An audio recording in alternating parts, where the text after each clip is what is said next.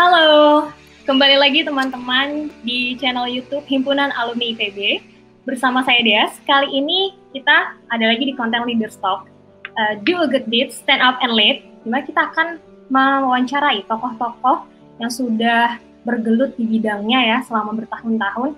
Dan kita akan melakukan sesi sharing mengenai perjalanan karir, kehidupan, dan kita akan mencoba memaknai apa sih yang bisa kita dapat dari pengalaman tokoh-tokoh ini. Nah, untuk hari ini tamunya sangat spesial gitu. Beliau saat ini masih jadi dosen di IPB, dari awal karir jadi dosen di Departemen Agribisnis.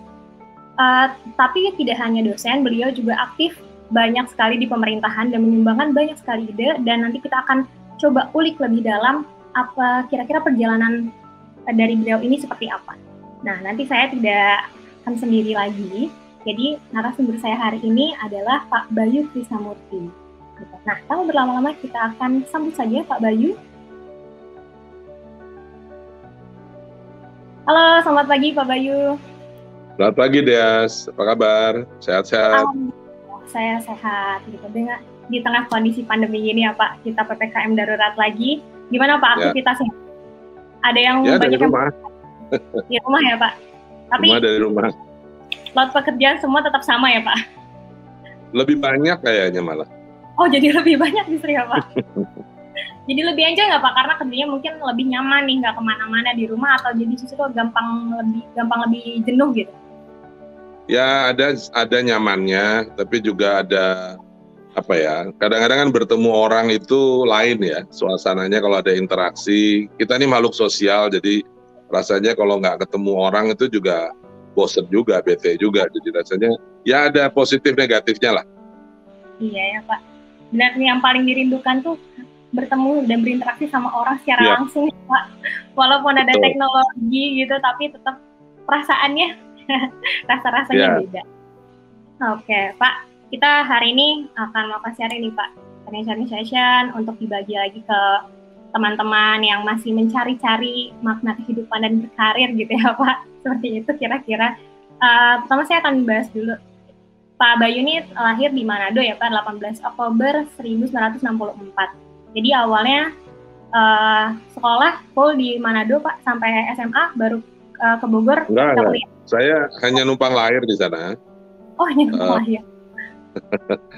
SD, SMP, saya lulus SD itu malah di Bogor. Jadi saya itu sebenarnya orang Bogor. Karena saya lulus SD di Bogor, SMP, SMA, S1, S2, S3 di Bogor terus. Sampai kerja sekarang juga masih di Bogor. Sekarang kerja di Bogor terus. Ya, tinggal rumah di Bogor. Iya. Oh, ternyata ya sudah orang Bogor ya. Jadi emang asli berarti kampung Bogor Pak? Atau aslinya orang Jawa. Kalau lihat dari suku bangsanya orang Jawa, kedua orang tua saya orang Jawa. Dan tapi kami ya itu tinggal di Bogor sejak saya masih SD, dan kemudian lulus dan seterusnya, menikah, punya anak, semuanya di Bogor. Semuanya di Bogor. Jadi penduduk Bogor. Oke, Bapak masuk IPB jurusan agribisnis ya, S1 Pak, tahun 87 lulusnya.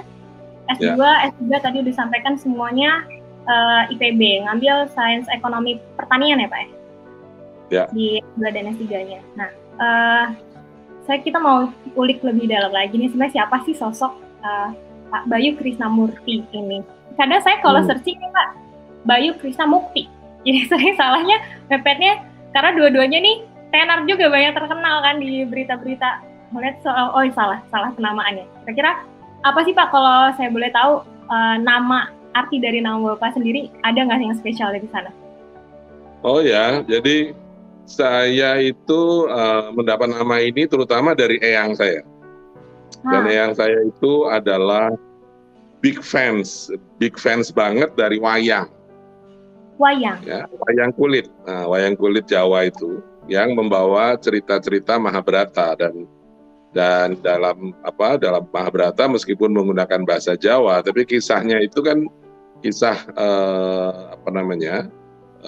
Sanskerta ya, Sanskrit dan dari India ceritanya. Dan di situ tokoh-tokohnya menggunakan nama-nama seperti ini. Bayu itu dari Dewa Bayu yang artinya angin, dewa angin. Sedang Krishnamurti itu datang dari Prabu Krishna atau Dewa Wisnu, gitu. Menurut kepercayaan mereka, gitu ya. Jadi terus kemudian yang saya senang dengan ini, terus kemudian diberi nama Bayu Krishnamurti. Baik. Oke. Ini filosofis sekali ya Pak ya. Jadi ngefans salah satu cerita diberikan kepada cucunya. Iya. Oke. Nah Pak, kira-kira ada nggak sih Pak cerita, mungkin kita mulai dari masa mudanya Pak Bayu nih. Bagian yang menjadi... Saya masih muda sekarang. Oh iya, itu Pak, seger sekali kelihatan. Jiwanya tetap selalu muda ya Pak. Cerita masa muda itu menjadi bagian penting gitu. Bagian penting yang nggak bisa dilupakan sama Pak Bayu. Wah, banyak sekali ya, banyak sekali. Jadi menurut saya salah satu yang paling penting selama proses saya menemukan kemudian menjadi modal untuk karir profesional itu adalah rasa percaya diri. Itu menurut saya sangat-sangat penting, rasa percaya diri dalam berbagai dimensi. Rasa percaya diri dalam hal berhubungan dengan orang lain, dalam hal berbicara, dalam hal menekuni dan kemudian mengamalkan ilmu, juga ada termasuk sampai dalam kepercayaan diri dalam rangka hubungan kita dengan Yang Maha Kuasa, ya, dengan mencoba menginterpretasikan perintah agama itu kira-kira seperti apa. Sebagai Muslim sebenarnya kan kita diperintahkan untuk menjalankan agama itu secara aktif, tidak pasif ya. Jadi mengamalkannya itu dengan aktif. Nah, kalau misalnya kita tidak punya rasa percaya diri untuk mengamalkan itu dalam berbagai hal, maka kita juga akan ya menjadi terbatas apa yang kita bisa lakukan. Gitu. Saya sangat percaya bahwa sebagai Muslim misalnya, saya percaya bahwa Islam itu harusnya lebih dari sekedar keislaman kita lebih dari sekedar saat kita berada di atas sajadah. Kita harus mengaplikasikan itu pada setiap hal yang kita lakukan dan bidang ilmu yang kita lakukan. Saya sangat beruntung mendapat amanah untuk bisa mendapatkan pendidikan hingga doktor misalnya. Dan di Indonesia jumlah doktor itu sangat sedikit. Salah satu yang saya takutkan misalnya adalah kalau nanti di akhirat ditanya sama Allah, Bayu, kau sudah jadi doktor ekonomi pertanian, kenapa petanimu masih miskin? Waduh, itu ngeri banget ya. Jadi justru itu yang kemudian bikin semangat untuk selalu berusaha dan memberikan kontribusi. Karena saya percaya bahwa itu akan menjadi pertanggungjawaban saya, dan saya juga percaya bahwa saya punya amanah dengan ilmu yang saya sudah peroleh gitu. Jadi doktor itu bukan hanya sekedar gelar, selembar kertas, tapi amanah yang nanti harus saya pertanggungjawabkan. Jadi kita tidak menghadapi itu dengan takut, tapi menghadapinya dengan justru percaya diri gitu. Saya harus kontributif, aktif, tidak boleh pasif. Apa sih Pak yang jadi inspirasi Bapak? Karena kan biasanya nih kalau anak-anak muda, mungkin saya juga nih lagi di fase tersebut gitu, kadang kita ada ketakutan atau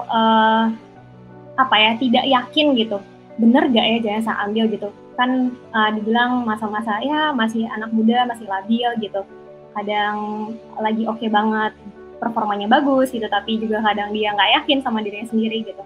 Nah Bapak mungkin pernah nggak sih Pak mengalami fase itu, dan apa yang akhirnya jadi pemantik gitu, akhirnya Bapak menemukan fondasi tadi? Ya, jadi yakinlah, pertama yakinlah 1000 kali kalian berusaha, 900 gagal.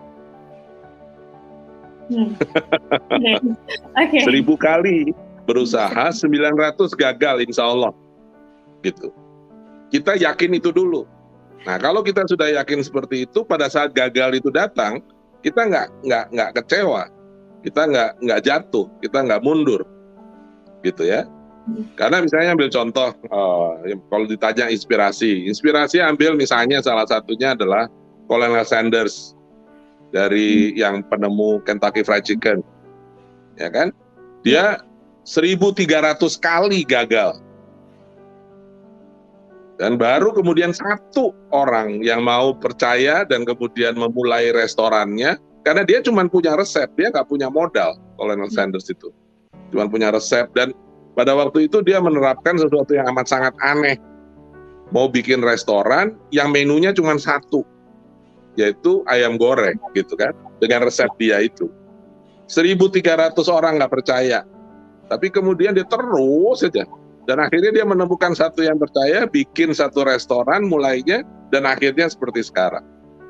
Nah, jadi menurut saya itu yang pertama kali yang harusnya kita bangun, bahwa gagal itu bukan sesuatu yang luar biasa, itu biasa gitu ya.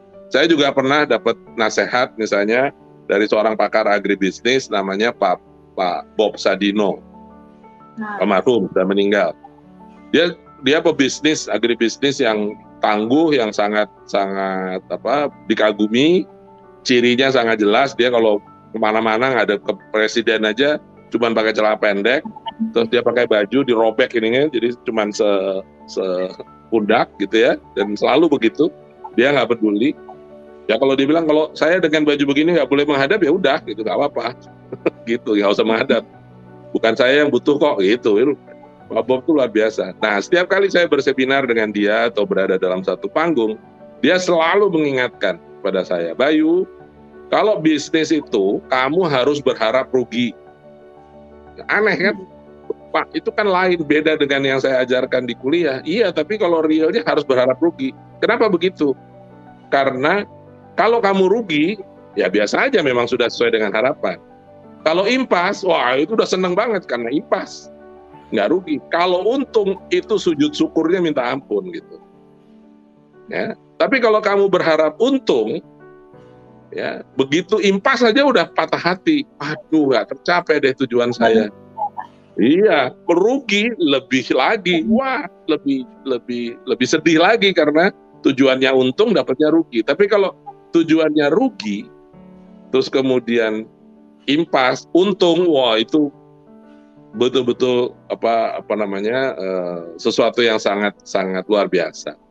Nah, kalau kita lagi-lagi mencoba menerapkan apa yang diajarkan kepada kita, menghadapi itu tadi, makanya pertama kali sebenarnya lagi-lagi mulainya niatnya apa? Ya, niatnya apa? Kalau kita niatnya nyari duit, insya Allah dapat nyari duit. Tapi cuma dapat duit aja. Tapi kalau kita niatnya memberi manfaat bagi orang lain, maka insya Allah manfaatnya bisa diperoleh orang lain, duitnya datang buat kita. Nah gitu, ya. Terus kalau niatnya sudah benar, kita sudah sesuai dengan yang kita yakini, yang dituntunkan pada kita, nanti kita kemudian akan berikhtiar secara maksimal gitu. Kita akan bisa berusaha dengan sebaik-baiknya. Tapi kita pasti akan mengalami kegagalan, sudah pasti. Nah, jadi kalau niatnya udah benar, ikhtiarnya udah maksimal, terus kemudian nanti ternyata gagal, kita juga masih tetap bisa tenang dan nyaman dan akan berusaha lagi besok pagi, karena kita juga diajarkan untuk tawakal. Akhirnya memang ada yang ngatur semuanya gitu. Jadi ya udah, pokoknya penting luruskin aja niatnya, maksimumkan ikhtiarmu, dan setelah itu serahkan sama yang di atas. Jadi gitu aja rumusnya. Keberhasilan aja, tapi juga untuk kegagalan juga disiapkan ya Pak? Yes, ya harus siap. Harus siap. Wah, sangat ini pesannya buat saya juga nih, ini sangat sonang rasanya. Pak, ini kan sosok Pak Bayu nih, saya lihat aktif di mana-mana ya Pak. Saya penasaran, ada nggak sih Pak pengalaman masa kuliah gitu? Pak Bayu ini sebenarnya sosok mahasiswa yang seperti apa gitu? Dan mungkin ada perjuangan nggak Pak yang nggak bisa dilupakan sampai saat ini waktu kuliah tuh? Iya, jadi waktu saya kira dua momen lah. Begitu saya masuk IPB, saya tahu bahwa saya bukan orang yang paling pintar di kelas. Ya, nggak bodoh-bodoh amat sih, tapi bukan yang paling pintar. Ada teman-teman saya yang cum laude, yang 4,0, yang A semua gitu. Saya bilang, waduh, kalau saya harus berantem sama mereka nggak akan keburu nih. Kalau saya bersaing sama mereka di bidang nilai, pasti kalah. Gitu. Jadi akhirnya, ya udah, kalau gitu, pertama saya pilih tuh mata kuliah yang saya senang. Terus abis itu saya berusaha untuk di situ bisa betul-betul excellent. Terus ada mata kuliah yang aduh rasanya udah belajar setengah mati, nilainya gitu-gitu aja, ya udah deh, yang penting lulus. Nah, gitu. Jadi akhirnya saya bikin, kalau dilihat di transkrip saya itu ada beberapa 1, 2, 3, nggak banyak sih, 3, 4 gitu sepanjang saya kuliah itu nilainya A, dan kalau dilihat di nilai ujiannya, kalau nilai maksimum 100 ya kayak saya mungkin 95 lah gitu kira-kira. Tapi ada mata kuliah yang kalau nilai batas C minimum itu 55, saya 56 lah gitu. Border Jadi ya. menurut saya dari situ saya kemudian belajar bahwa kita ini memang sunatullahnya itu punya kelebihan masing-masing. Satu, kita akan appreciate pada kelebihan itu, dan yang kedua juga menyadari bahwa kita tidak bisa tanpa orang lain. Jadi kalau ada yang jago matematik, ya pasti butuh teman yang jago ekonomi. Yang jago ekonomi butuh teman yang jago kimia. Yang jago kimia butuh teman yang jago fisika, dan seterusnya. Jadi akhirnya kita selalu akan memandang bahwa kita ini bersama-sama gitu dengan teman-teman lain, nggak sendirian gitu. Nah, itu kemudian makin terasa pada waktu saya aktif di organisasi, di Himpro, di Senat, di macam-macam, dan di situ juga plus karena tadi saya merasa bahwa kita butuh orang lain, maka di aktivitas mahasiswa itu adalah sebuah pelajaran yang sangat berharga yang di ruang kelas saya nggak dapet, yaitu gimana cara berkomunikasi, gimana cara berteman, gimana cara menghubungi mereka-mereka yang jauh lebih senior dari kita, menghubungi orang-orang yang mungkin kita belum kenal gitu ya. Dan itu ternyata luar biasa pentingnya ya untuk perjalanan karir dan profesional. Berteman, berkomunikasi itu sangat-sangat penting. 1000 teman itu kurang, 1 musuh kebanyakan. Jadi terus saja berusaha untuk membangun pertemanan, dan itu kampus saat mahasiswa adalah ajang yang terpenting untuk kita melatih kemampuan itu. Yang tadi saya katakan sekali lagi, dengan didasari bahwa mungkin saya punya sesuatu yang saya kontribusikan, karena terus terang kalau kita nggak punya kontribusi apa-apa, kita jadi parasit, ngikut doang gitu ya, kemana-mana ada tapi nggak ngasih apa-apa. Ya kasih, coba pikirkan apa yang bisa kita kontribusikan. Tapi pada saat yang sama, kita sadar bahwa kita butuh teman dan kita appreciate kontribusi dia. Itu menurut saya akan jadi fondasi yang kuat untuk membangun profesionalitas kita nantinya. Ya, jadi kuliah tuh nggak hanya tadi sisi akademiknya aja yang kita asah gitu, tapi tetap peran organisasi juga jadi sangat penting ya di sini. Ya, saya sering bilang kepada mahasiswa saya begini, kalian itu jadi mahasiswa harus belajar yang rajin, main yang giat. Main yang giat? Iya, main yang giat. Dosen favorit nih di AGB.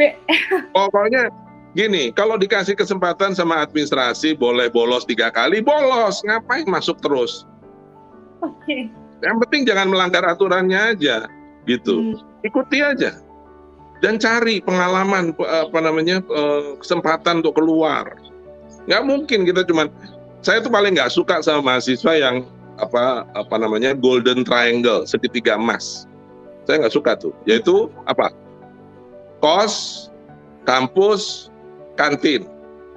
Kos, kampus, kantin. Kos, itu aja sehari-hari. Aduh, gaul lah, gaul, berteman sebanyak mungkin. Kalau masih, ya nggak tahu lah, saya kadang-kadang sekarang katanya nggak benar tuh ngasih tahu begitu. Kalau mau pacaran, gitu loh. Oh, okay. Karena itulah cara melatih, dan jangan bertemannya jangan hanya teman sekelas.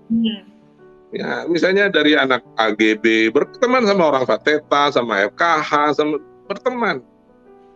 Karena nanti juga pada saat kita berada di dunia profesional, itu adalah luar biasa pentingnya. Nggak berteman nggak jadi apa-apa aja. Gitu kira-kira. Jadi peran mungkin belum begitu terasa ketika di kampus apa sih gunanya organisasi, tapi mungkin saat di karir ini sangat membantu ya Pak ya? Sangat membantu. Gitu, atau networking akhirnya yang terbangun. Ya, jadi kita dalam kait jejaring. Nah Pak, kita akan masuk ke awal perjalanan karirnya Pak Bayu nih. Kalau saya lihat kan berarti lulus dari mendapatkan gelar doktor tahun 98 ya Pak, lalu menjadi langsung jadi dosen agribisnis ya Pak, tahun 98 sampai sekarang. Saya 88 jadi AGB. Jadi lolos S1 sudah jadi dosen, terus langsung juga daftar S2 dan seterusnya jadi dosen terus. Jadi dari awal jadi dosen. Apa Pak yang menginspirasi Bapak untuk akhirnya memilih saya kayaknya jalannya di dosen nih gitu? Apa tuh Pak? Wah, itu ada agak panjang ya ceritanya. Jadi pada waktu saya kecil, jadi inspirasinya datang dari kecil. Saya masih kira-kira SD lah, kelas 3, kelas 4 gitu. Eyang saya dari ibu itu tinggalnya di Blora, Jawa Tengah. Ya. Dan kami kalau lebaran, mulai dari puasa, minggu kedua gitu, puasa hari ke-10 gitu udah ke sana. Dan tinggal di sana sampai lebaran gitu kan. Sehingga saya sangat dekat dengan eyang saya itu. Nah, suatu ketika saya berdialog dengan beliau pakai bahasa Jawa, saya pakai bahasa Indonesia karena saya tidak dibesarkan di Jawa, jadi bahasa Jawa saya nggak bagus. Beliau pakai bahasa Jawa. Terus kami terjadilah dialog antara saya kecil itu dengan eyang itu. Dan dialog itu dimulai dengan melihat ada seorang petani yang lewat di depan rumah, dan petani itu kelihatan kurus, dia hanya memakai celana hitam gitu ya, tanpa baju gitu, terus bawa kelapa-kelapa kering. Terus kemudian saya tanya sama yang saya, "Mbah, kenapa kok dia begitu? Dia mau kemana?" "Oh, dia mau jual itu kelapa-kelapanya." "Loh, tapi itu kan kelapa kita." Maksudnya si petani ini ngambilin dari halaman rumahnya Eyang gitu, yang jatuh-jatuh. Eyang bilang, "Ya udah nggak apa-apa, biar aja dibagi-bagi rezekinya." Terus mau jual kemana? Ya dijual ke pasar buat nambah-nambah. "Kok dia nggak pakai baju ya Eyang?" Kayak gitu. Ya Mbah, kok nggak pakai baju? "Iya, dia miskin." Gitu. Mbah saya bilang begitu. Terus saya tanya saya kecil tanya, "Kenapa dia miskin?" Mbah saya diem aja nggak jawab. Terus tapi jawabnya begini, "Iya, nanti kamu kalau besar harus berusaha supaya dia tidak jadi miskin." Itu benar-benar terngiang-ngiang sejak umur 10-11 tahun itu sampai sekarang. Dan pada waktu saya lulus SMA dan kemudian akhirnya memilih IPB, meskipun saya diterima di kampus yang lain, dan kampus yang lain itu nggak main-main ya, bukan kampus biasa. Saya diterima di UI waktu itu, saya milih IPB. Ya, justru karena terngiang-ngiang oleh pesan mbah saya itu, dan kemudian pada waktu saya lulus, saya nggak mungkin waktu itu belum cukup punya wawasan untuk apa ya yang bisa saya lakukan untuk menjalankan amanah eyang saya itu, nenek saya tadi. Dan saya ngerasa cuman kok ini para dosen kadang-kadang suka tampil di koran, ada tulisannya di koran, ngomong soal petani, ngomong kemiskinan, kayak jadi dosen mungkin bisa kali gitu. Ya udah, saya jadi dosen. Itu alasannya ya, motivasinya datang dari zaman saya kecil tadi. Eyang ya, Pak. Pesannya kuat ya. Sekarang ya. Oke, jadi itu perjalanan awal Bapak jadi dosen sampai hari ini ya Pak ya.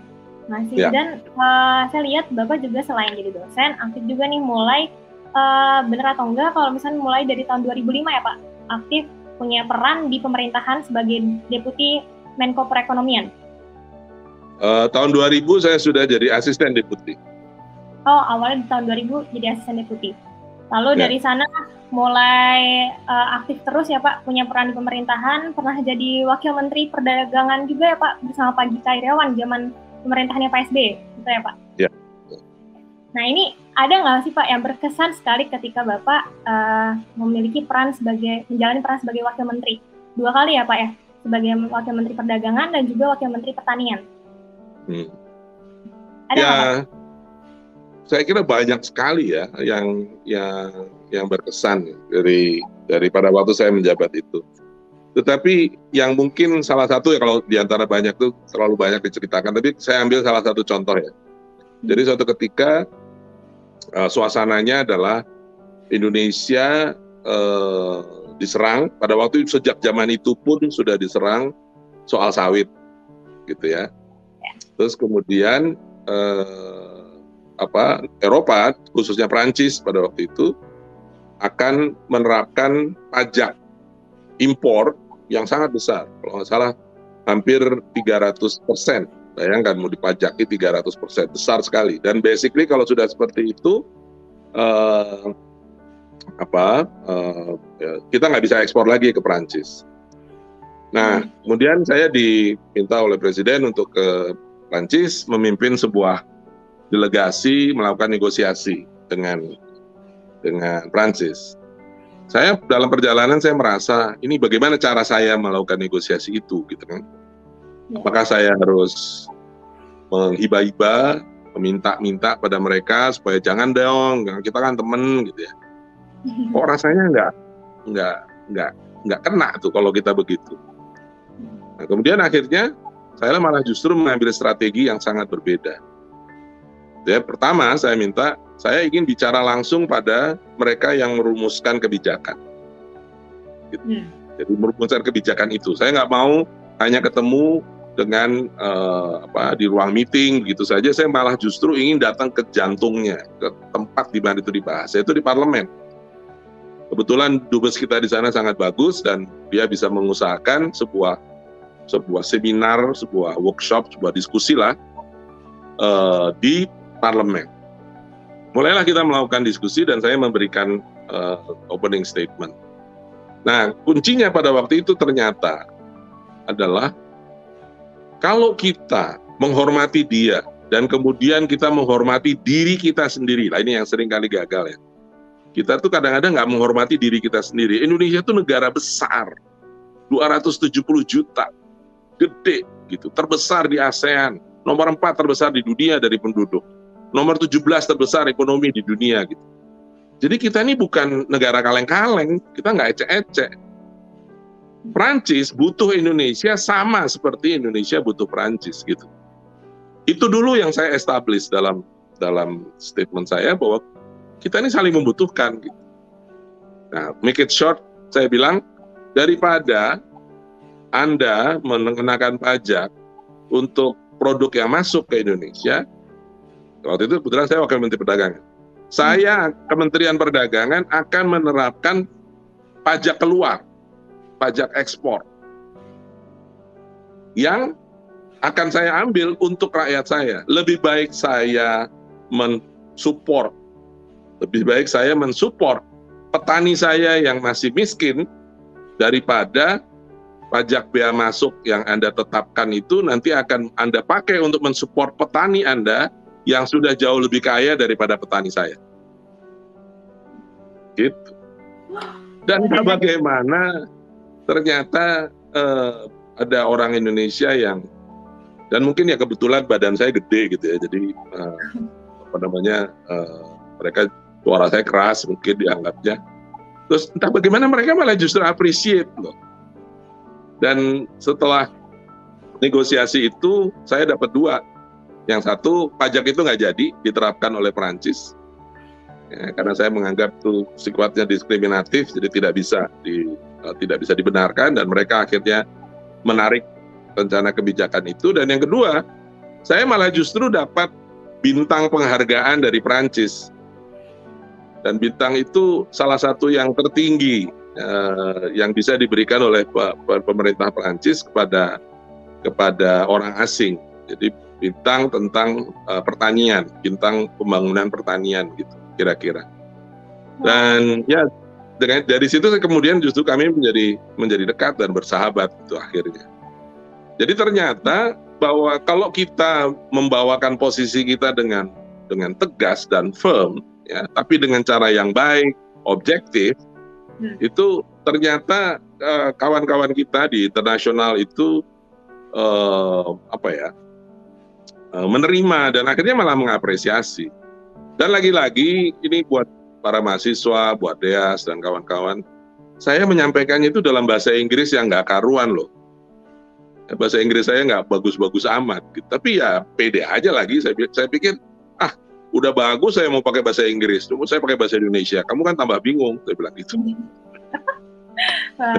Ini balik kayak awal ya Pak, percaya diri dan yakin itu memang penting sekali. Iya gitu, itu tadi balik lagi. Kita sebagai calon pemimpin masa depan, bercita-citalah. Jangan memandang bahwa kehidupan kita itu hanya besok, atau hanya ada yang di depan mata. Saya ada kata-kata yang bagus dalam bahasa Latin, pedes intera adsidera visus.